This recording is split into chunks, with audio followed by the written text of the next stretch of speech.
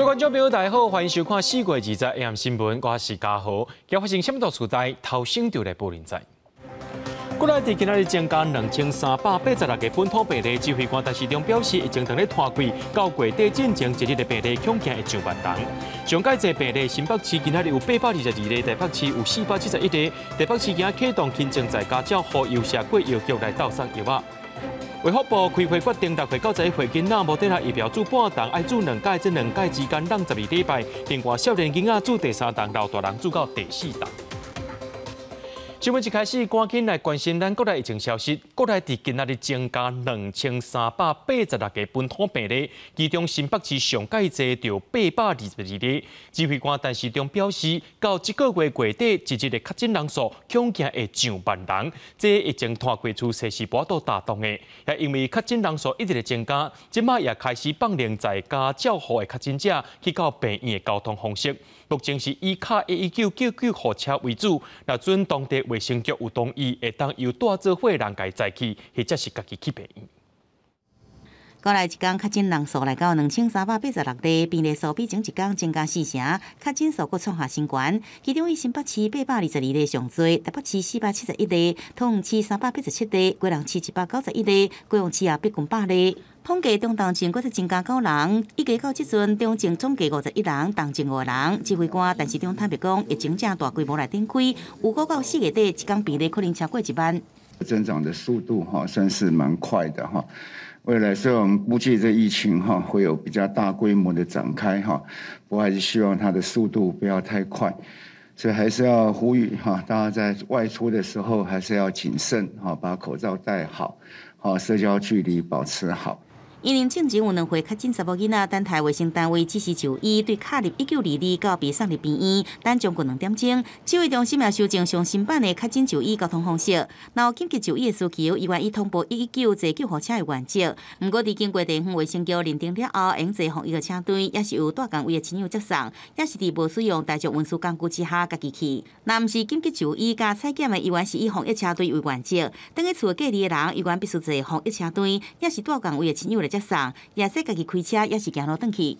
是让卫生局的安排，因为他要解隔，基本上要知道这些人都是在我们的相关的有电子围篱中，那所以能够最好是能够这样。那当然你非常，我刚才讲过，你自己觉得非常紧急，那及时处理。那事后如果真的是这样的紧急情况，我们也不会罚。但是如果能够的话，还是让这个程序比较完整，要不然警察他会有一点疲于奔命。因应这疫情拖真紧，也有未来轻症伫厝的规划，指挥中心也新增定确诊者伫厝照护管理指引，提醒确诊者若出现7大症状，像是喘也是喘气困难、胸坎痛、胸坎杂杂、人无清楚、皮肤嘴唇也是增加变青色的，另外无发烧，抑过心跳每分钟超过100下，也无法度食物件、啉水，24小时拢无尿，也是尿量明显来减少，拢必须赶紧叫医生看。记者综合报道。伫今仔日本土病例上届济县市，犹原是新北市有822例，搁再来就是台北市有471例。这2个所在市长对疫情拢是真烦恼，希望民众就爱来减少这传染的风险。为前一天的583例，新北市20新增加本土病例822例，目前全市居家照护1885人，居家隔离16771人，各家社区体检站阳性率持续升悬。市长侯友宜坦白讲，疫情已经出现指数型升悬，预估明天有可能会破1000例。我们用这样一个主视群来算，我们就可以看到新北市的社区筛检站的阳性率，从上礼拜一0.94一直往上走，走到今天是2.08，还有很多的隐形传播链。侯友宜讲，新北市是全国上早试办确诊者居家照护，20多好满10天，所以已经有确诊者解除隔离。这项制度伫台北市多试办2天，20全面开办。本身是医师的台北市长郭文哲表示，目前台湾社区感染已经发生，尤其全国单日本土确诊已经超过2000例，台北市有471例，检疫所也是专职旅馆已经无法度负担，确诊者居家照护是必然的。伊烦恼目前疫情只是开始，未来中重症甲死亡人数的比率可能会增加。即马市政府重点放在希望减慢传染速度，以免防疫体系规个失控。这个新增案例曲线后面大概2个礼拜左右。重度的病症或死亡案例还在后面才慢慢上来。但是我们整个防疫的战术要改变，我们现在务实，我们现在是只求传染的扩张速度不要太快。我们现在已经放弃清零。另外，因为确诊人数伤济，台北市一调为原本向前调查时间减少为2天。考虑对象包括做伙大的亲人，工作地点是作为4科练等的同事，校园是高中以下学生囡仔共班同学，也是大学以上学生密切接触者。若是餐厅是共度用餐的人，也甲其他封闭的空间斗阵的时间伤久的，即摆开始也无公布行大过的所在。郭文哲建议市民应该爱对所有的环境拢有警觉。另外，为了避免新北市2岁细汉囡仔等待救护车危险的代志发生，即摆开始，居家照护确诊者、居家隔离者，也甲居家检疫的人，拢会当请求医救护车紧急协助，来争取黄金救援时间。记者综合报道。台北市最近开始启动轻症确诊者在家照护，除了有12个行政区的关怀人员做指责以外，其他生活协助，亲像是倒粪扫、送饭等等，拢会甲你协助。上界重要的是送药啊，这部分是由社区药局来甲民众斗相共。喂，徐阿姨，药品收到喽，你们可以出来拿了。甲药拿甲处方签放伫确诊者门口，面罩、手套、喙暗是基本配备。台北市20伫12行政区办理确诊者居家照护，原本就药师送药到厝，即马是居家照护上界重要医疗支持。当然，如果说你有亲友可以帮忙领，还是以亲友代领；如果没有的话，就由我们的药师公会那么来提供送药的服务。它可能就不是慢性处方签而已，它可能有一般性的处方签。那一般性的处方签的话，就会有给付上面到多少钱需要给付多少的部分负担。如果说有相关的收费的话，就看政府怎么样配套。除了药物，其他生活需要也甲病房诊疗嘛，真重要。但是你想看医生，就像我一般想看医生的话，我给你一个中小医院的电话，你可以直接做线上视讯的问诊，好不好？电话一通线一通，除了解答确诊者也是居家隔离因的疑问，关怀中心无奈主动打电话关怀因的健康状况。另外，发送关怀包嘛是重要的任务。关怀包内底有大牛、牛体温的喙暗，还有2组快台气剂、2个粪扫袋啊。这个部分环保局他们还是一样需要的一个垃圾清运的一个状况，他们会随时滚动式的跟厂商合作来调整。粪扫10天会当协助清运2届，厝内宠物若是有就医需求，原来会当由动保处提供协助，当然也有协助送餐。另外，居家照护民众，若做身体出现紧急状况，为了避免关怀中心电话占线影响病情，也当直接卡119寻求协助。记者综合报道。咱国内疫情当咧滚价，有真侪囡仔确诊咯。屏东到目前为止，已经有13个5岁以下的囡仔确诊，也那中部部分同款有囡仔确诊，各县市拢是严守戒备，就是希望讲囡仔会当有上介好的治疗的机会。那准当着这中重症的案例，会看情形来增加囡仔的收治量能，争取囡仔治疗时间。一个看到这医护人员准备要来采检，囡仔惊甲是一直哭，疫情愈来愈严重，各县市囡仔确诊案例快速地增加，真侪病院也严格来应变。台中营总表示，即阵19间的负压病房病床要够，也阮若是拄到大量确诊个案时，将会来启动紧急调度扩充量能。小孩子重症毕竟需要到加护病房治疗的比例是相对低，如果真的量大的话，我们可能会把平常非 COVID-19 的病人就会排程的话，就会排得比较后面，可能优先来治疗这些 COVID-19 的病人。台中营总表示，囡仔感染重症的机会相对较低，若是出现喘气困难、胸腔痛、胸腔杂这症状，就要赶紧送病院，伫急诊室的负压舱来收治。另外，这疫情继续一直拖，彰化县的外县市进行传播链已经有4个囡仔确诊，其中3个人是5岁以下。彰化县宣布，这个119治疗特殊检疫也是隔离的囡仔出现紧急的医疗警示，就会是送到儿童的专责病房来收治。免经卫生局的这个解除电子围篱的一个程序，我们就启动了我们儿童医院的医疗后送。那幼儿呢有状况就要快点把他送医。另外，婚姻关一对双生啊、家弟啊，拢确诊，拢收治到病院。这2个人的症状拢也稳定。姐姐的状况是无症状那弟弟呢？那经过治疗以后，今天已经退烧，那现在剩下流鼻水的症状。台中市20新增加76例本土个案，其中16个人无满10岁，上细汉的是8个月大的查某婴仔，这是属于外县市进香团的传播链。他是因为家人到东部去这个进香，那这个回来以后传染给他。另外，屏东县在5岁以下确诊囡仔的部分，到20已经总计有13个人，拢是轻症还是无症状，收治伫集中检疫所。2个8个月大的囡仔因为有稍微症状，转往高雄的病院来治疗。记者综合报道。卫福部的专家会议今仔下晡有伫咧讨论，讲这6岁到10岁囡仔无得啦疫苗要安怎注？目前初步共识是爱注半档，而且爱注2剂，这2剂之间就要让12礼拜。另外也决议，这少年囡仔会当注到第3档，老大人还有安养中心以及着免疫较歹的患者会当注到第4档。本土疫情严重，国加上最近儿童重症死亡，拢互家长真烦恼。食药署进前通过莫德纳半份用伫6至11岁儿童紧急授权使用，毋过安全性不良反应如何？台大公卫学院整理实证资料，其中莫德纳提报到 EMA 资料中，注2剂的儿童保护效率达到7成以上。毋过7天内出现局部还是全身性毋是真严重不良反应的比例悬，主要是会痛、疲劳、头痛，镜头会家己消退，毋过无人发生心肌炎还是心包膜。两者来讲，我想副作用本身在暂时的这样的一个报告里面看起来的这个短期的是差不多。那么至于长期的副作用，可能还需要持续跟监视哈。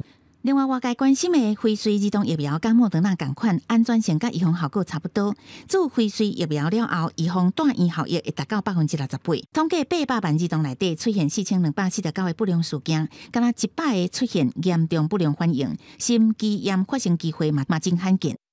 在儿童里面发生心肌炎的这个风险，相较于青少年而言，相对上比率是比较低。注射疫苗所引起的这个急性的这个不良或者短期的不良反应，绝大多数是属于局部的。台大公卫学院分析2款疫苗严重不良反应的比例拢真低，也会当有效预防重症。连做家长对疫苗有疑虑，会当甲临床医师讨论了后才做决定。我们台湾并没有儿童的疫情，只是散发性的个案，所以我们一定必须参考国外的资料。那所谓的利跟弊，就是你如果不打疫苗的时候，你的重症跟死亡率，你预估是多少？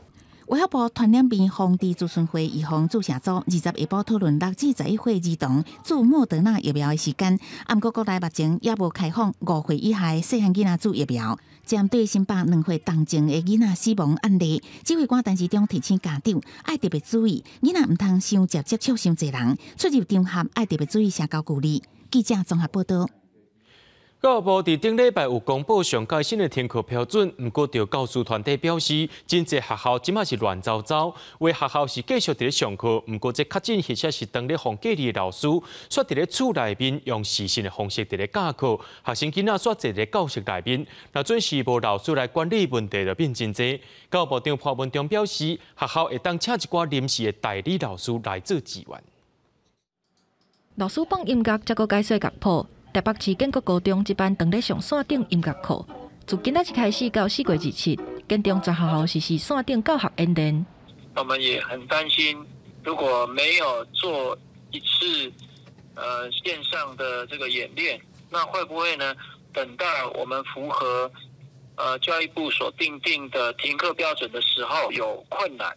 全国确诊或者是防COVID的师生日头增加，线顶教学嘛愈来愈侪。不过全中教指出，有学校无暂停实体上课，主要是要求确诊或者是居家隔离的老师踮厝线顶上课，结果伫学校上课的学生无人管理。若老师是经请假，无法度接受，是安怎搁爱上课？这个非常离谱，因为我们要求的是学生的学习品质是必须顾到的。那老师在视讯上课很难掌控学生在教室的安全。教育部长潘文忠表示，若是老师的身体无够样，就和因过线顶教学的模式同款。不过，若是老师的身体无爽快，学校会当进行相关的课务代理。有实体班级还在进行的，可以采取合作教师的方式，在班级来维持注意到学生的作息相关安全的事宜。那这部分也会来支给合作教师相关的钟点费用。新的停课标准实施了后，有学校误解计算的标准，临时停课引起争议。某学校不白清楚，当咧预调停课1天到3天的班级，敢是会做全学校停课的计算。教育部表示，但是确认是密切接触者，一班算入去停课的班级，全学校有1/3或者是10班以上，才会当全学校停课。记者综合报道。指挥中心有宣布讲，若准备去游览的人，就要注到第3档疫苗。这个政策说，予旅游业者是气噗噗。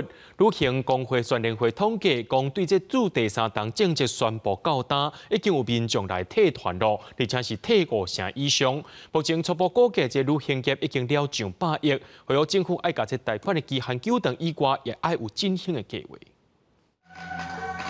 来到台南正统的龙天门圣母庙来进香，民众最暗时挂条条，日日开始进香团甲会接触到无特定对象的旅行社散客团这对象，拢爱主办3档的疫苗才好出团。15禁令宣布到即阵，业者退订电话接袂煞，旅行工会全联会统计退团率已经5成，旅行社损失至少上100亿。收的这些取消费用，其实它也 cover 不了它的成本。比如说有40个，你剩下10个人，你还是要出啊，游览车成本。它的导游成本、它的食宿成本，它都增加了，所以它是出也赔，不出也赔啊。业者闭关有估，即个买起短期内难以提升，化为中央贷款的宽限期啊点延。观光局表示，已经邀请金融主管机关甲银行工会来研商。原则上会希望旅宿业者这边也可以从宽来处理。那如果有比较特殊的个案，我们这边观光局会来协助。新冠肺炎拍乱全球的经济，安怎发展？疫情了后，观光香西集团董事长吴文杰甲金华酒店董事长潘思良这人也提出建言。我们已经是一个强大的科技岛，但是我们另外一支观光岛，目前照我的观法是科技岛在这个地方，而观光岛只在这个地方。其实过去2年，台湾在全世界的能见度，不只是观光，我想是全方位的能见度。都是非常好的，所以其实我们台湾人渴望要出国，其实很多人也渴望来台湾。观光业提出建言，和政府参考安怎来推动疫情了的经济，中央也定调未来向有效疫情控管、甲病毒共存的方向来前进。严格确诊数一直创下新高，兼顾经济甲生活的新台湾模式，恐惊毋是短时间就法度来适应的。记者综合报道。国内疫情当日严重，去防疫做是居家隔离的民众也是愈来愈多。亲像新北市就超过16000人。台北市今日宣布，这疫情调整程序会简化，对确诊者发病前4天缩短到前2天。指挥官陈时中也表示，已经有通知各单位，就要缩短这疫情调整的时间。李先生还好吧？里长电话是接袂离，民众问收到隔离通知，敢袂当出门？居家隔离爱踮伫厝内几工？里长一个一个回答。不过，大家确诊人数持续压悬，封口内隔离的人愈来愈多。跟我联系上的大部分就是在问相关问题，我会转介给指挥中心啊。大部分是心情上的抒发了。那现在我们担心的是，我们这些关怀的能量。根据指挥中心进行的统计，若一个人确诊，差不多要扣了8个接触者。指挥官陈时中捌讲，无排除过一天会新增加1万例以上确诊，也就是讲，只要一天确诊人数超过1万人，就至少有8000人爱居家隔离10天，搁要加上7天的自主健康管理。即嘛有专家甲中央发声，希望会当缩短居家隔离的时间。已经在减灾了嘛？我的重点就是说，如果是打了3剂疫苗的人那么他的 PCR 如果是归阴性的话，就不要再居家隔离了。只要有民众确诊，地方政府就会随开始做疫调，考虑密切接触者，设定做居家隔离的对象，再把资料传去中央的系统了后，卫生所就会发简讯，甲打电话联络接触者，通知因爱做居家隔离，上尾是启动电子围篱。也若重灾区的新北市，居家隔离的人数目前累计已经超过16000人，居家隔离的作业赶袂赴防控的人数。新北市长侯友宜望中央会当简化作业的流程。那基层同仁基本上他也是没有办法那么大的能力来负担这么大的量，所以如何简化流程，或是在居家隔离，如何采取更变通的方式来做，中央在整个制度面也要做好重新的思考。也若台北市面对确诊人数增加，台北市长高文地20宣布简化疫调的程序。原本考虑隔离的对象，爱追踪到确诊者发病前4天，即嘛只要追踪到前2天。但市长嘛表示，已经有发公文给各单位，爱缩短疫调的时间。那相关的重点疫调的要求也在应该今天早上嘛今天早上已经发文给各个单位。以前我们疫调从14天到前面的4天，我们现在是要求做2天。针对中央建议缩短疫调的时间，新北市嘛决定要第日办理简化疫调的程序，减少疫调的时间，加强鼓励重点的接触者。记者综合报道。因为不满着这代替公司化草案，昨下晡代替三大工会宣布，除了这5月7日劳动节连假无被配合加班以外，未来这5日节、还有中秋节、还有双十节这连假呢，拢袂配合加班。针对着工会决议造成旅客无方便，代替也对外表示讲，5月7日连假若准备退票，是袂甲民众收这手续费。礼拜发起抗议，不管交通部无愿意退回代替公司化条例草案，重新协商代替三大工会19举行临时联合理事会，那5一连假依法不爱加班，更加决议5日做中秋节也有国庆日拢不爱配合加班。我们的部长一意孤行，一定硬是要推，完全没有要跟我们工会协商，完全也没有要听我们基层员工的意见。代替三工表示，交通部甲工会好好沟通进前，不应该限制年过节条例，因为伫代替公司化说明会，敢若看到宣示，外互基层员工来讲话，甚至对着安全改革也完全拢无看到。不过交通部长王国材19暗时发出予代替员工的一封批，强调这时阵徛伫代替上界关键的历史时间点，伊会放弃任何机会继续来沟通讨论。那5月1号或是后续的，他们不加班我觉得这是伤害到长期支持台铁的使用者我真的是请工会三思而行。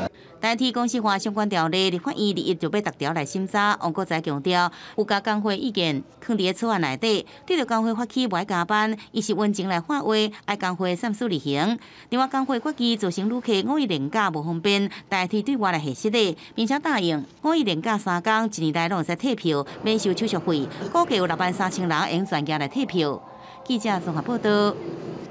美国的仓库伫顶个月7日发生火灾，经过1个多月时间，总算将物件全部清走啊。不过，这火灾也造成环境影响，即马也伫咧讨论赔偿。不过，自救会认为讲，南崁的民众也是有受到影响，却无来摕到这直接的补偿。美国仓库顶个月7日发生火灾，经过个多月，这个月19总算完成废弃物的清运。环保局接线卖监督业者，甲规栋大楼做消毒。歹味的问题嘛要处理好势。也那市长郑文灿3届伫市政会议，甲住伫附近的居民会师咧。那在这里，我要特别对附近的居民表示歉意。火灾也会形成对于我们生活品质的影响特别是这个有臭味的部分。市府表示，美国提出1000万的赔偿金，会比照太空人甲景平火灾的赔偿案，以空气品质的模式，模拟对环境的影响。甲27个里分做3个坎级，第1级有3个里，一里会赔30万；2级有5个里，是拢赔20万；3级有19个里，每一个里赔10万块，加做环境维护、环境保护、甲环境教育的费用。另外，伫1级的核心区，会搁以臭味问题的程度，发放每一户1000块到3000块的礼券。就是说，泰丰它烧了3天嘛，可是它就赔了5000万嘛。但是南崁的居民，我们至少从头到尾凑了有30到快40天，就一直还只说他们是要敦亲睦邻，然后总金额还是只有1000万。针对美国赔偿的方案，自救会是真无奈讲，南崁人袂输是厝顶的公民共款，受害者尔侪工，却无直接赔偿予受害民众，嘛要求政府都要讲予清楚，1000万到底是公害赔偿金，或者是善意要回馈居民的钱，这两种的定义是完全无共款。记者综合报道。2019年去互外籍渔工，也个 NGO 团体检举，讲伫咧船顶会虐待渔工，甚至甲人拍死的渔船大王夫。经过调查，高雄地检署今仔日甲船长顶9个人，依照违反人口贩运防治法定罪嫌嫌起诉。NGO 团体表示，大王夫就是一只台湾人伫咧经营，却甲船登记伫国外案例，安尼会造成管理空帮。希望政府重视外籍渔工的劳权，也个爱定法律来解释。大日头壳敢会当伫甲房顶用棉被纸箱来遮真彩环境，互渔工的身体无拄好。这只台湾人鞋涉及万纳度的宽基船大王夫，船长甲大副，互人指控定拍骂外国籍渔工，受伤还阁继续工作。各渔工互大副降头不幸死亡，热台风使人生气。以肆意辱骂、扬言扣薪、暴力殴打、超时工作、休息不足、衣不暖、食不饱等苛刻劳动条件，来对待海上渔工。列车好评收到投诉了后，随通报相关单位检方上船长时间调查了后，确认船长等人确实有劳动剥削的事实。20依照违反人口贩运防制法，也甲劳基法起诉。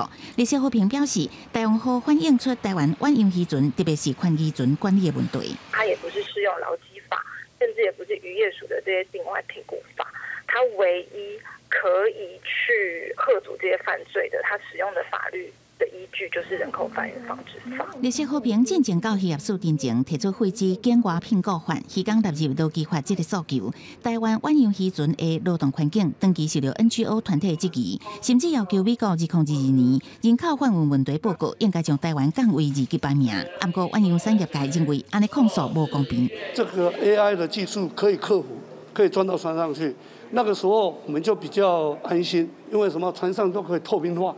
工会提出，包括渔船监控系统、定期进门路，拢已经伫做改善。希望 NGO 团体甲政府用更加公平的机制来监督。渔业署是回应，会透过法规的修正，也甲提高检查涵盖率的方式，并持续多方沟通、依据共识，来保障外国籍渔工的权益。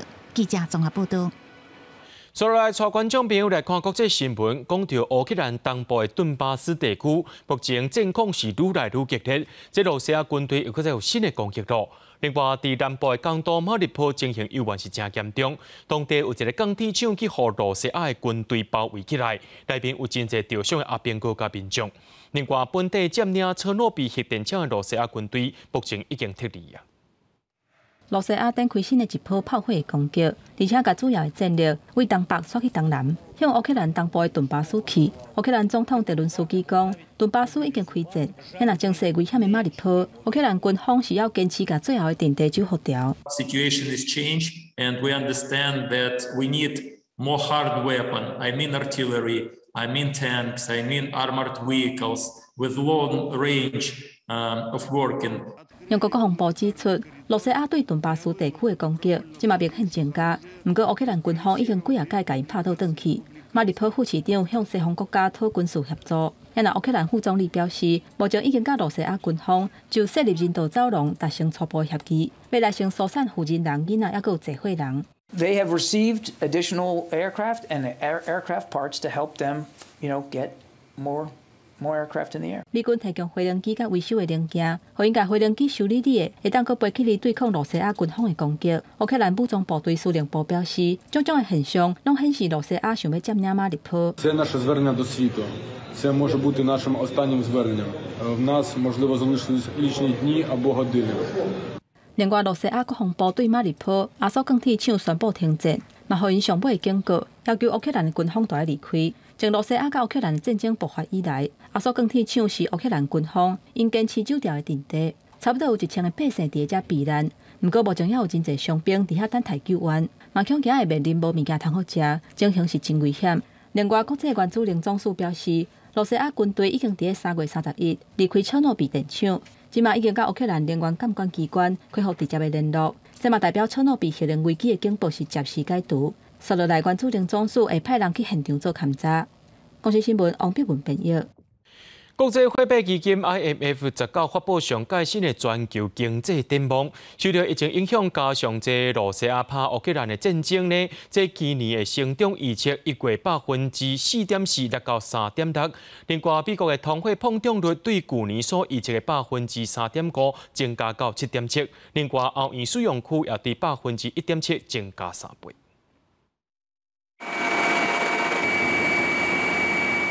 俄乌战争持续进行，其中俄罗斯和国际经济加重制裁，能源出口差不多断去。乌克兰是受到战争破坏，也甲真侪难民走出去，主要出口的大宗物资大量减少。IMF 指出，乌克兰的2022年经济会大幅度萎缩，减少幅度达到35%，而俄罗斯的经济会救水8.5%。Like seismic waves, its effect will propagate far and wide through commodity markets, trade, and financial linkages. Russia is a major supplier of oil, gas, and metals, and together with Ukraine, of wheat and corn.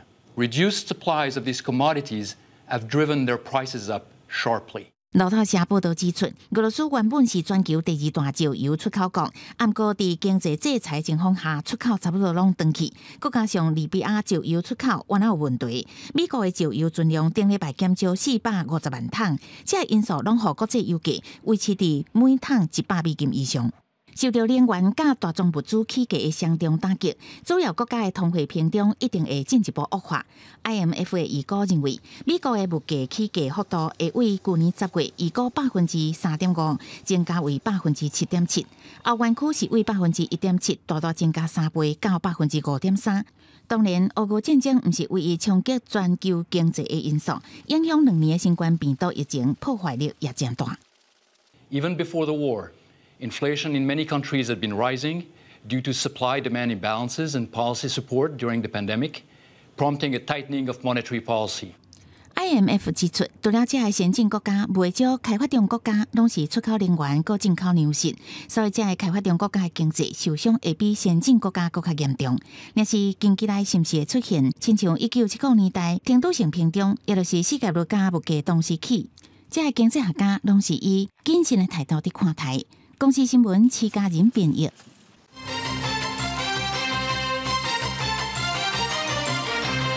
两岸情势当日紧张，有风声讲，中国国家主席习近平在年底连任了后，为着要转移因国内面的压力，恐惊会先拍台湾，而且先对金门、马祖下手。日本媒体也评估讲，这个中国也当日规划，也评估讲，这罗西亚拍乌克兰是拍了无轻松，恐惊会修改对台湾的策略。俄乌冲突牵动大海局势，中国国家主席习近平传出年底10大验证了后，为转移国内压力，恐惊对台动武优先夺取外离岛，无排除占领兵屯、金门、马祖。日本媒体《日本经济新闻》指出，中国的强大剧本原本甲俄罗斯同款，拢想要速战速决，不过看到俄罗斯陷入苦战了后，可能被迫修改。它一定会有改变，但怎么改变，我们属于在研究，在研拟。至于打不打外岛、打不打本岛，这国军的主要任务就是战训本务。他希望的是外军不要去介入的话，但是这个介入过去可能是整艘航空母舰。那现在除了航空母舰实际兵力之外，也有可能各国会利用这种电子讯号的情报提供给国军。中国也搁强化真干真的领导，在山东扩程完成有经雷达，沿监测数千公里外的飞弹发射动态甲太空卫星，探测范围包含台湾、日本甲南韩，引起讨论。是整个中国的勤监侦系统的一环，它整体能力从天上飞的、海上跑的事实上都有提升。国军反制强军的威胁传出，得到美方当局要延长太平岛的跑道，不过因为代志真敏感，区国境并无证实。记者综合报道。中科院研究真济年的雄升飞弹，今年就要开始大量生产咯。若准中国拍台湾，咱台湾的雄升飞弹也会当射1000到1200公里远，攻击到中国东部指挥所、阵营，甚至是无人机的跑道。因应中军的威胁，国军集中在稳定打击的火力。另外，中科院研发多年的雄升飞弹，被列做海空战力提升特别预算8大项目计划之一。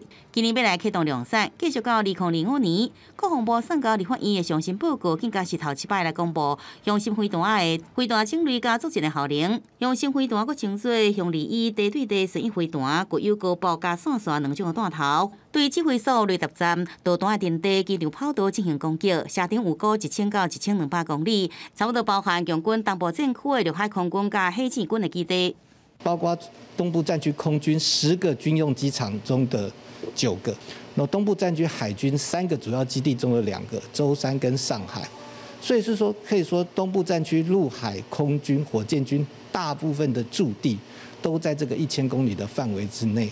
雄升飞弹对台湾本岛发射，对中国本土进行源头的打击。射程延伸对着飞弹飞行路径更加多转折点，借此来突破共军的空防的希望。学者指出，雄升飞弹目的是炮乱共军侵犯台湾的进度。一旦中共决定动武，兵力甲物资也伫咧集中整备的时阵，就是发射上好时机。这个飞弹是在中共确定要武力犯台的时候，要发起之前就先制打击，一次就要发射200枚。才能够造成共军的一些损害，才能够给这个国军争取时间。向心飞弹甲向日飞弹是共用生产线，合计年产能有81粒。日日飞弹量产厂房今年6月完工启用了后，产能已提悬到141粒。不过专家认为产能永远不足，至少爱加1倍。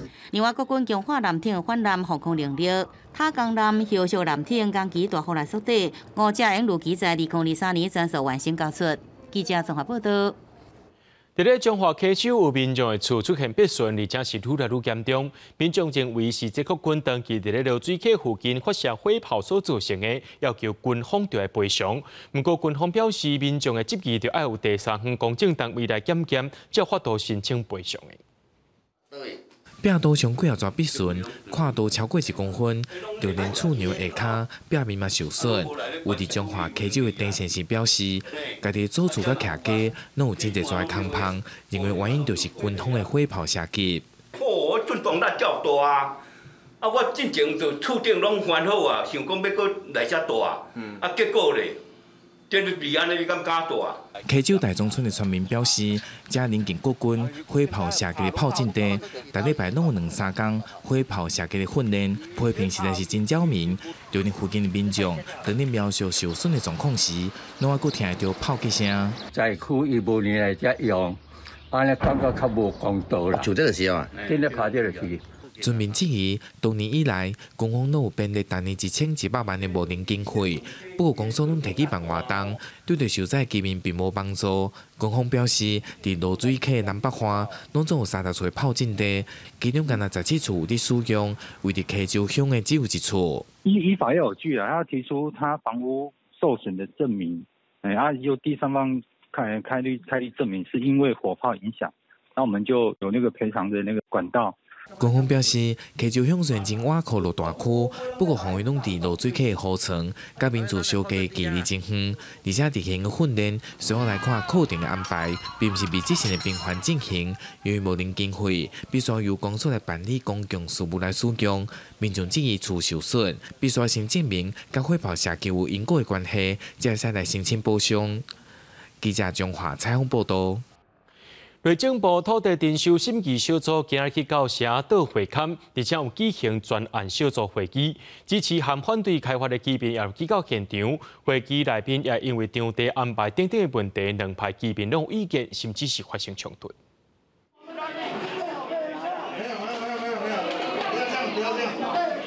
因为不管场地安排问题，社岛的居民认为主办单位处理无妥当，各家围查跳过杀队，气氛愈甲真歹看。主持人说明了会议才顺利进行。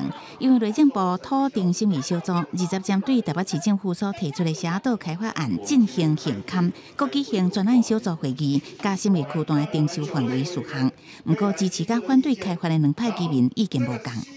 邀请土征委员驳回社子岛的区段征收案，让不愿意参加区段征收的居民可以剔除在外，让我们的9大聚落比照海洋科大完整保留。聚落保留，你要保留的人只有占5%左右，95个人都去替你保留，没意见替你保留，这样不公平嘛？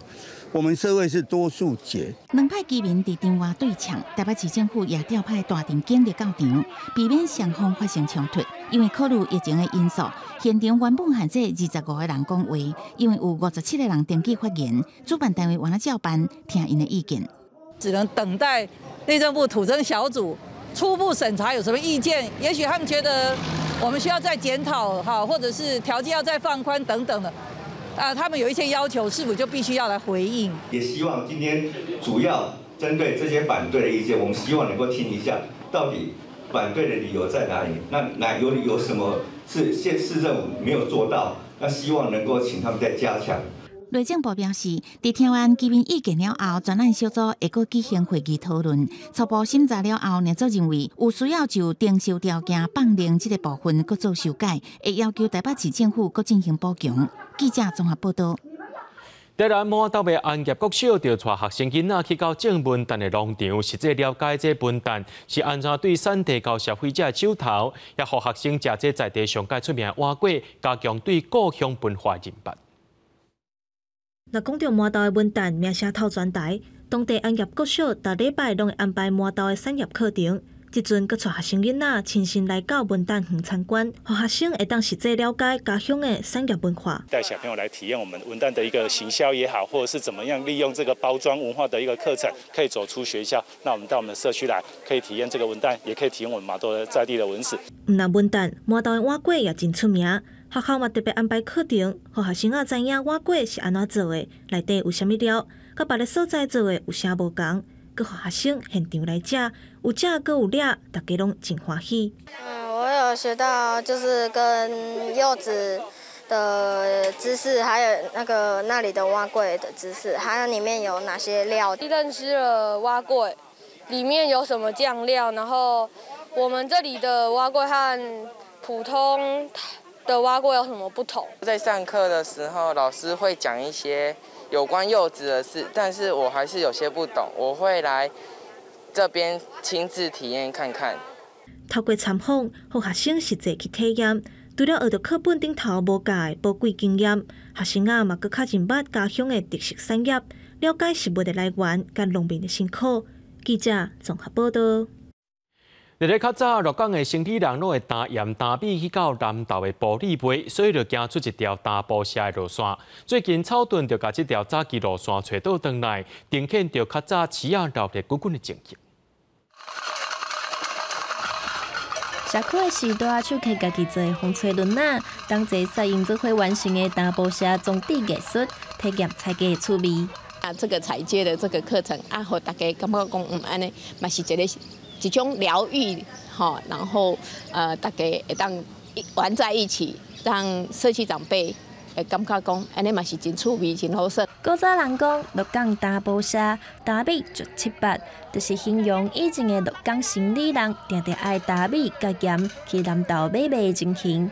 草屯镇为着要彰显印尼欢迎的画面，特别安排加做竹仔艺术品加白菜鸡，让大家会使体验古早时代活动。非常的热闹所以说我们也是希望说借这个活动，好玩的风华再现。希望可以这个对于长者有一些陪伴。那我们主要还是也纳入了一些职能治疗的这些元素进去。透过竹仔的变化甲环保素材的利用，时代会使顺续激头脑，互因感觉真心实。阮这老伙啊，较袂安尼无聊。这个活动除了会使感受到手工艺趣味的所在，嘛推动在地文化。不管是社区的时代，加做竹仔艺术品的老师，也是主办单位，大家做伙甲大埔社装置艺术完成，拢得到真侪成就感。记者综合报道。5月7日劳动节大游行，今年因为疫情关系，要开伫咧凯道头前聚会。这劳工团体今仔日召开记者会，表示讲，今年的诉求会包含着对抗通货膨胀，就爱加薪水、职业安全，也个保年金等等。要治安保年金。大声发出今年5一行动的诉求，原底今年劳动节全台各工会甲劳动团体组成的5一行动联盟要上街头游行，但是因为疫情改做定点的集会活动，联盟强调会按照疫情指挥中心的规定做好防疫措施。像我们全国产业总工会，我们有要求，今年5月1号参加的人员呢，一定要打满3剂以上。那我们在现场呢会有 QR code。实名制，今年疫情不一样比较严峻所以我们只是要求各工会来出动1个至2个人。今年的诉求伫薪资的部分，要求各行业拢应该加薪加到劳工有感觉，而且中央爱甲基本工资提悬到28000，来对抗物价大起。嘛呼吁立法最低工资法，加做定期调整最低工资的法源。台湾的经济成长率110年的时候达到了6.28%，创下11年来的最高点，可是，在疫情期间，基层劳工的有人失业，有人无薪假，有人染疫，有人因为上班被迫遭到隔离，永无止境的一直飙涨。基层的劳工薪资可以说没有进步，而是退的。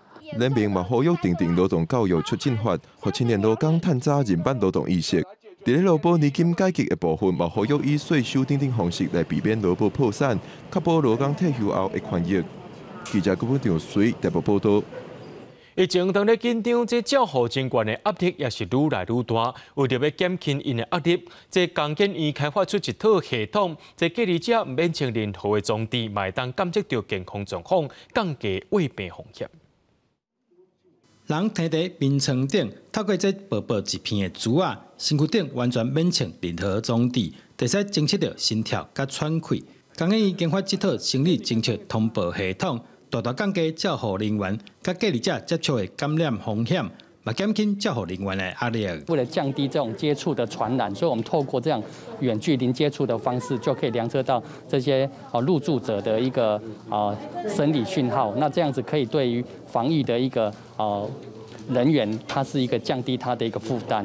若是发生异常，系统会自动透过 APP 连面通知照护人员。避免隔离者发生危险以及感染风险，可以监测到他们的状况，而且如果有任何的状况，我们的饭店的人员也能够做及时的处理。这个样子，我觉得这是一个趋势哈，因为这个防疫科技在这个未来哈，这个是一个非常重要的技术。透过科技装置，照护人员轻松掌握隔离者的身体状况。目前这套系统已经参防疫旅馆合作进行实际运作。记者杜君豪，新竹报道。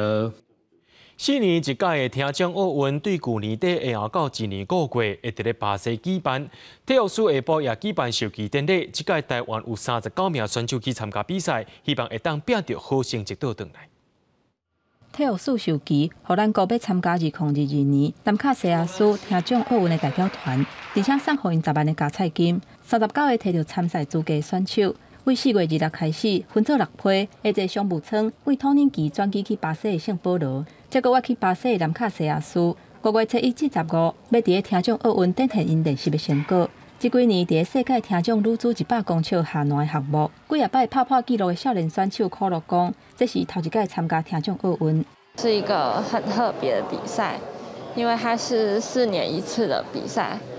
那因为就是我觉得很感谢，也很幸运，我受到了很多人的帮助和鼓励，才能让我一步一步的走到现在。毋但为着家己，可乐要为一路行来，甲伊鼓励朋友拍拼。世界听障羽球的球后，心眼里是第3届参加听障奥运。2017年伫萨姆松的听障奥运，摕到女子双打银牌，甲混合团体铜牌。这届希望会当摕到金牌。是希望可以在单打、还有专打、还有混双、还有团体的部分，可以夺牌这样子。疫情的关系会比较冒险，但是我们就是尽量排除一些顾虑，然后去尽量去感受。这39个选手会伫咧听障奥运参加电竞、羽球、乒乓、跆拳道、空手道、篮球、tennis 甲射击这8种运动竞赛。体育署希望因会当突破顶一届4个金牌、5个银牌，还佫有8个铜牌成绩。这届去入境巴西，为4月7日开始，唔免佫提供 PCR 阴性证明，毋过要有完整注过疫苗的证明。团本部讲，79个队职员全部拢有符合资格，伊嘛会甲防疫做好，伫咧运动场替台湾争取公营。记者综合报道。纪录片《予阿嬷的一张被》，透过学生访问时代过程，搁再挖出多元族群土地历史的议题。导演陈慧玲即阵搁再发起公益保障的集资计划，希望甲这部由台湾人群体创作的纪录片，会当行到每一个角色，嘛鼓励大家继续讲家己的故事。家族的历史会当有啥物力量？原本是美术老师的陈慧玲发起倒叙集体记忆的计划，和学生访问阿公阿嬷少年时发生的代志，再搁甲这故事翕电影，成做一出台湾群体记忆的纪录片。迄个坑是偌大？要困的时候，骹袂使伸直了。所以就一直秘伫迄内底。啊，是秘头18年。228事件受难者是如丁的小弟是如昌，讲出协助哥哥秘伫茶房密室的经过。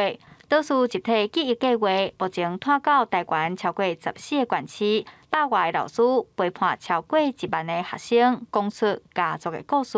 陈慧玲导演也希望透过这出纪录片，继续推广人权教育。阮就想讲，要安怎甲这个经验，伫学校内底经验转化成会当入去社区的。工作坊，共装的少年啊，就去访问啊，按着因就爱记录啊，写文章啊，而且用手机起来直接翕啊，这就是足珍贵的民间的记忆。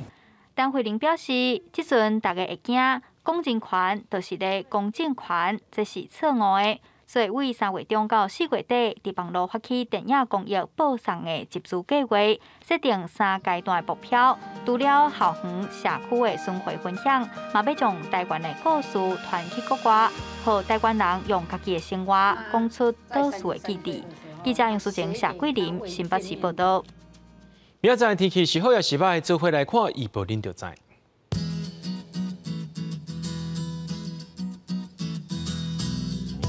基隆到新竹对19度到27度，苗栗到云林对19度到29度，嘉义到屏东对20度到32度，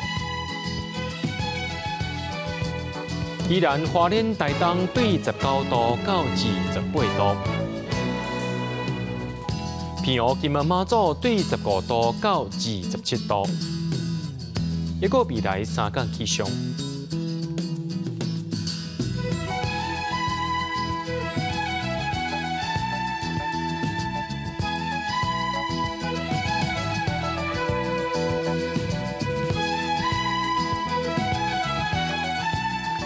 感谢观众朋友的收看，我是嘉豪，明仔载暗时1点咱再相会。